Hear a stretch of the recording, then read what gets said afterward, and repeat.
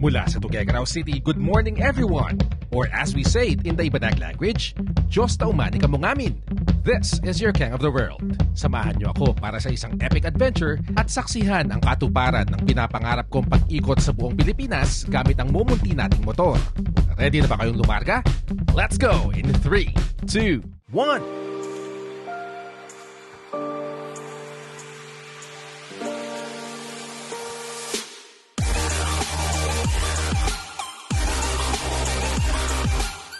Alright, so good morning.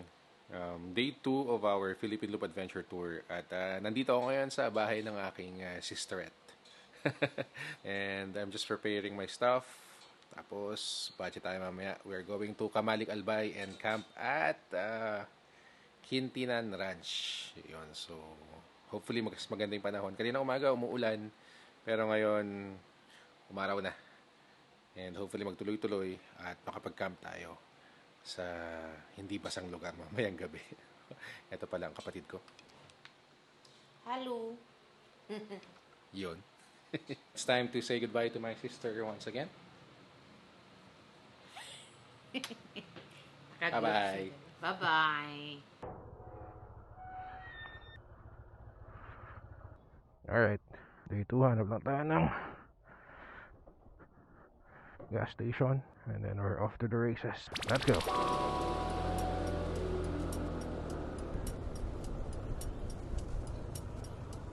V-Power.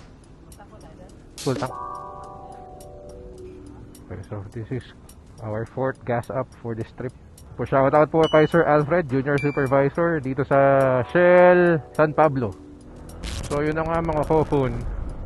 Palabas na tayo ng San Pablo City at ang ruta natin ngayon, pupunta tayo ng Bicol. Specifically sa Camalic Albay at pupunta tayo sa Quintinan Ranch. Doon tayo magka-camp for tonight. Diba? May dala rin akong camping stuff eh. Actually tent na lang, iniwan ko na lahat ng ibang camping stuff. Kasi punong-puno na yung mga gamit ko at hindi na kasya ang lutuan. At kung ano-ano pa, kaya tent na lang sa camping bag ang ano natin, sleeping bag ang dinala natin.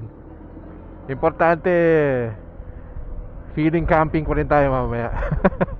Pero yun nga, it's time check, it's 11:41, medyo late na tayong lumarga. Pero ayos na lang kasi I was able to spend some quality time with my only sister. Iba ang dating pagkapatid mo yung kausap mo, lalong-lalo na at yung mga tipong every 2 years na lang kami nagkikita. Nako, miss na miss ko yung babaeng yan. Welcome to the province of Quezon.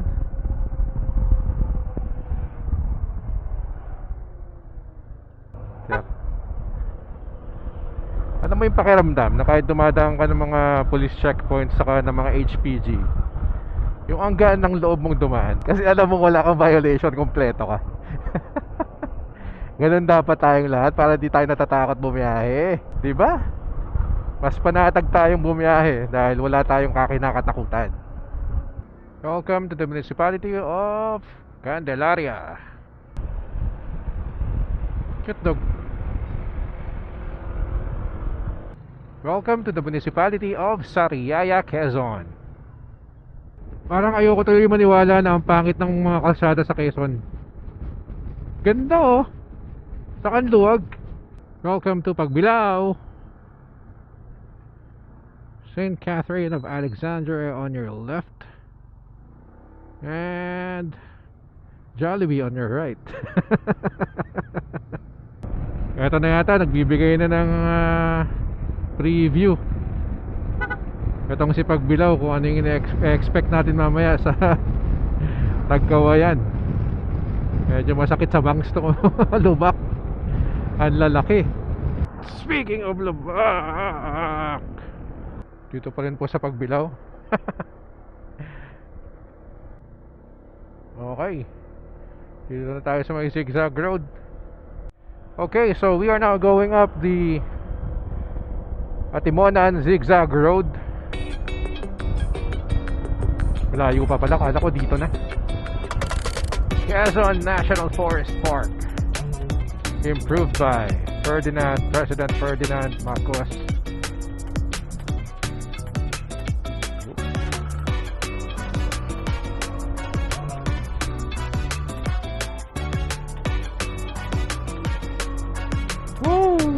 Grabe.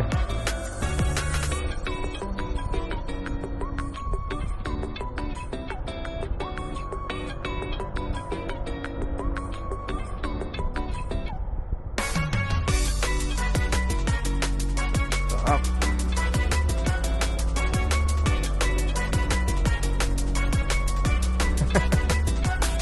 Alright. Hindi pa wala masyadong tao.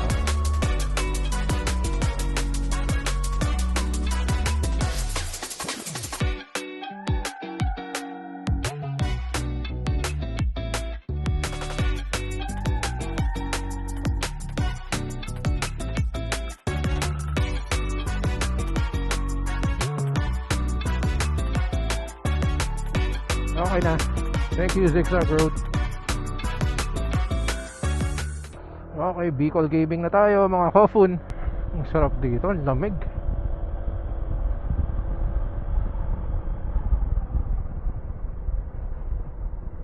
This is supposed to be a diversion. Oh shit. This is supposed to be a diversion road. Kumusta naman kaya yung road na that was bypassed in favor of this diversion road? Look at this view. Grabe. Look at this road. Grabe. Yeah.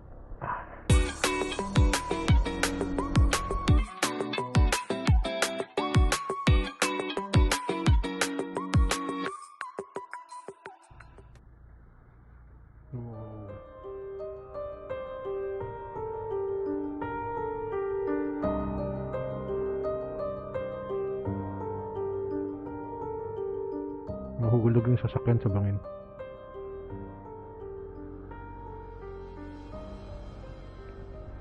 Oh my god. Yung mga ganong pagkakataon talaga, reminder sa atin yan. Dahan-dahan lang tayo sa kalsada. Tamang gigil. Pero mga tipong ganon pag kurbada, huwag na. Basta pagbasa ang kalsada. Anyway, I'm not one to judge, pero mas masayang mag-travel pag buo tayong uuwi sa pamilya natin. Ulan ba o yung shower lang nitong sasakyan yan? Shower, libreng shower, kahit naligo naman tayo.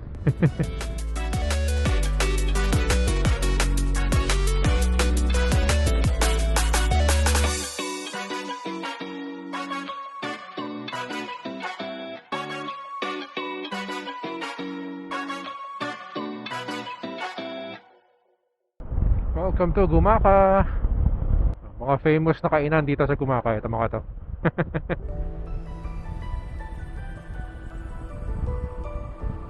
Quezon Bypass Road to Bicol. Let's go! Oh, thank you Lord for a beautiful day. Thank you Lord for the drizzle. Thank you Lord for the rain. Thank you Lord for the fairly fair weather. Sarap po mag-drive. Grabe.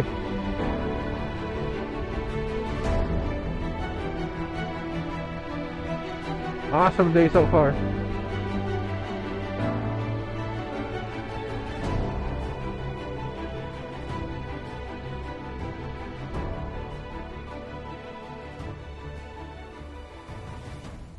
Yung promise ko sa sarili ko na hindi ako magdadrive ng gabi during this loop. Kagabi pa lang, day 1 pa lang, brinik ko na.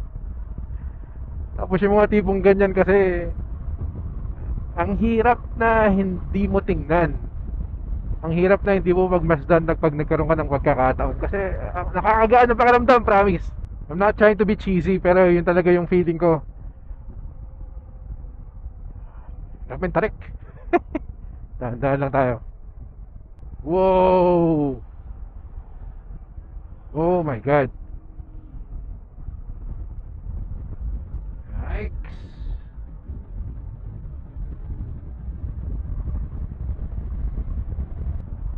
Sabi niyang dahan-dahan lang tayo. This way to Bicol. Diretso. Sa Matarik tayo. Tarik. Who wouldn't love to ride on these roads? Ganda.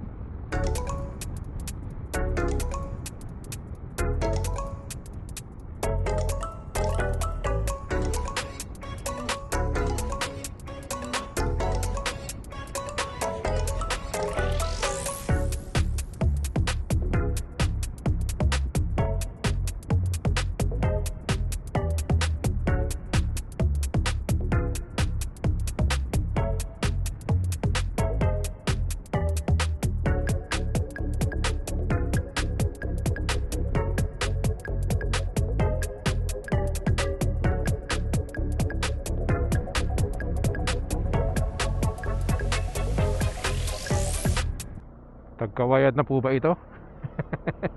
Umpisa ng pagbilaw, parang contest ng mga towns ng Quezon na pasamaan ng kalsada. Understandable though, kasi daanan talaga ng mga sasakyan papunta at pabalik galing sa Visayas eh. Big trucks and all. Understandable. Lopez Comprehensive High School. Hello.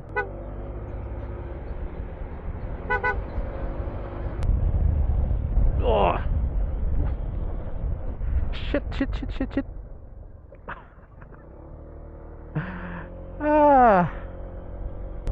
Welcome to Calawag.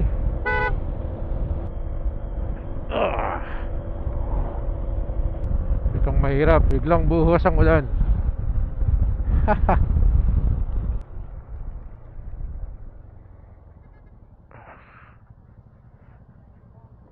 Makikisilong lang po.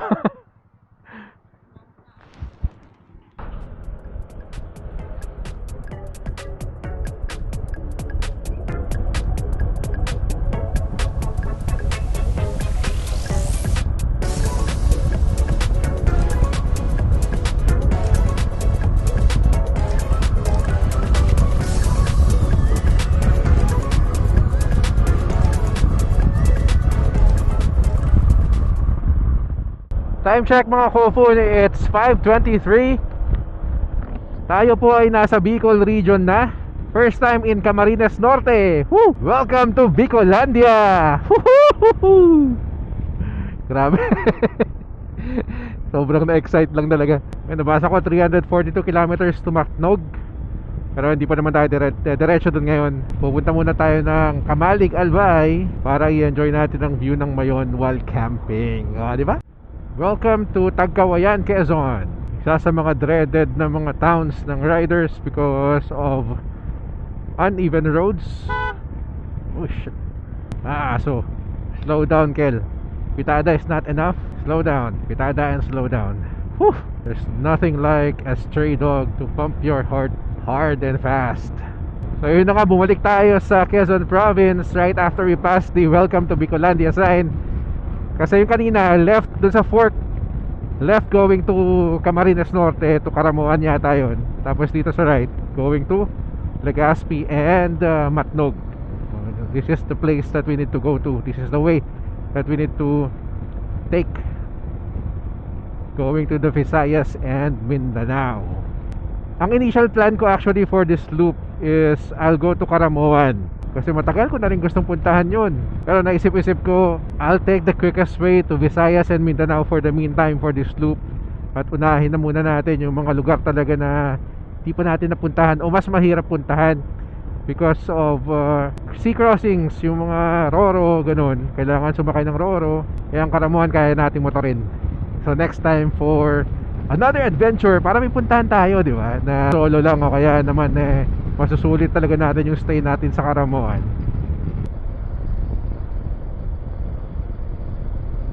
Kailangan natin ngayon gas. Huwag nang paarte-arte sa gas. Let's go na. Mahirap nang maubusan. Night ride sa gabi, guys.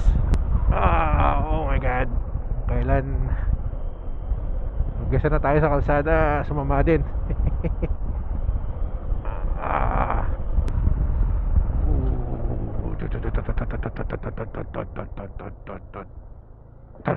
Kill by bridge. Kill yung shocks ko by. We are now in Ragay, Camarines Sur.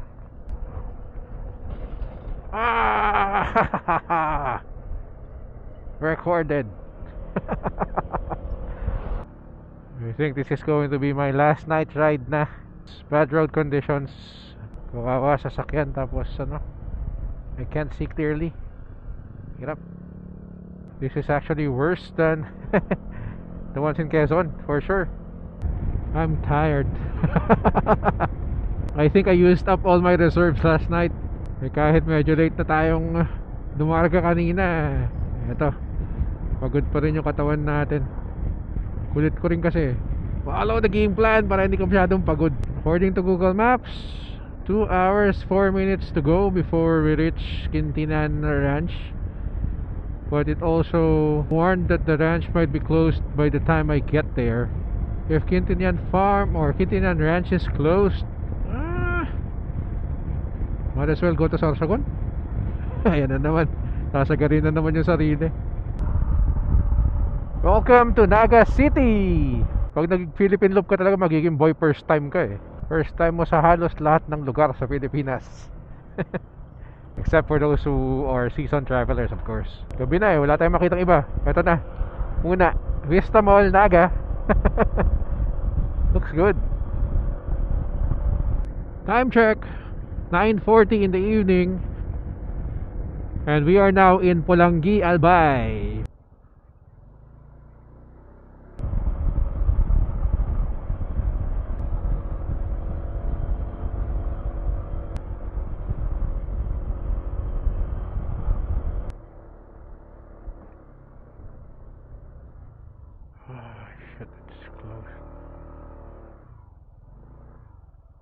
Tao po. Tao po. Tao po. Unfortunately, it's closed. Okay, so good evening guys. I'm here at Quintinan Ranch and dito sa Quintinan Hills, Kamalig, Albay. And unfortunately, they are closed. I won't be able to camp here tonight. Anyway, tignan nyo, grabing hangin. Sobrang hangin ngayon, no? And I don't know if you can see, Mayon is right there. So ayun na nga, negative tayo for camping tonight. Ang sarap pa naman sana ng lugar. Pero sabi nga nila, if a door closes, a window opens for you. So maybe there's a better experience for me tonight.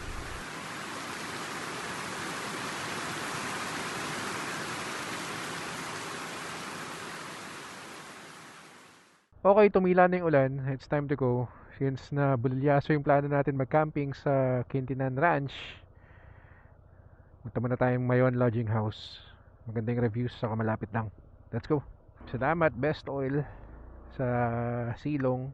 Ayun na nga, sabi ko kanina, when a door closes, a window opens. Kaya naman yung pupuntahan natin ngayon, hopefully meron po silang room, ay malapit naman sa Cagsawa Ruins, so we can go early sa Cagsawa habang wala pa masyadong mga tao, and then we can probably go on a side trip to Quintinan Ranch after we go to Cagsawa Ruins.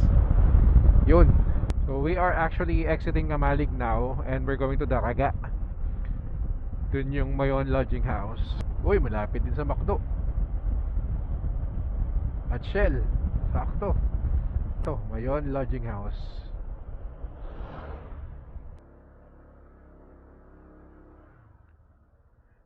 Good evening, sir. May available pa po kayong rooms? Ah, meron.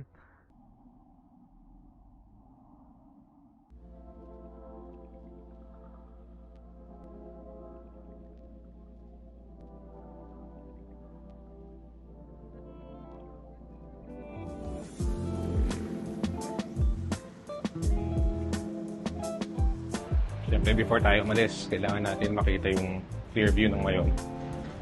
So we're going up to the balcony of Mayon Lodging House and check out the view. Kasi walang clouds ngayon, mas maganda, mas makikita mo yung tuklo.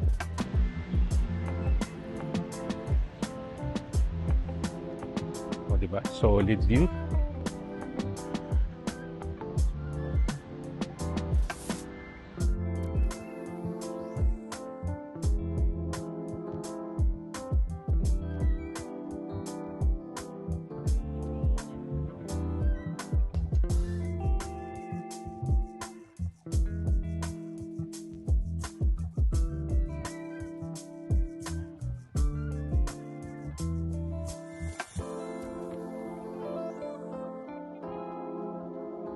Clear view of Mayon. Grabe. Gandang tingnan. Iba talaga sa personal. Sobra. Remember when we went to France, tapos nakita ko yung Eiffel Tower for the first time, dito ko inambing kasi hindi mo talaga ma-appreciate yung ganda ng Mayon if you don't see it personally. Kaya, punta na kayo dito. Panalo.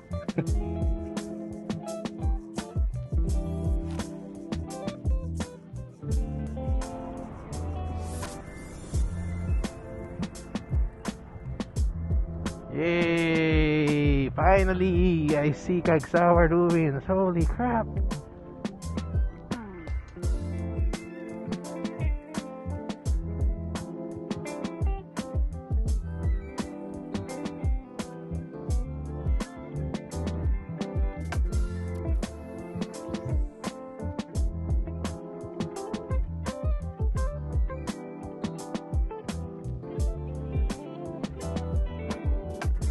Okay.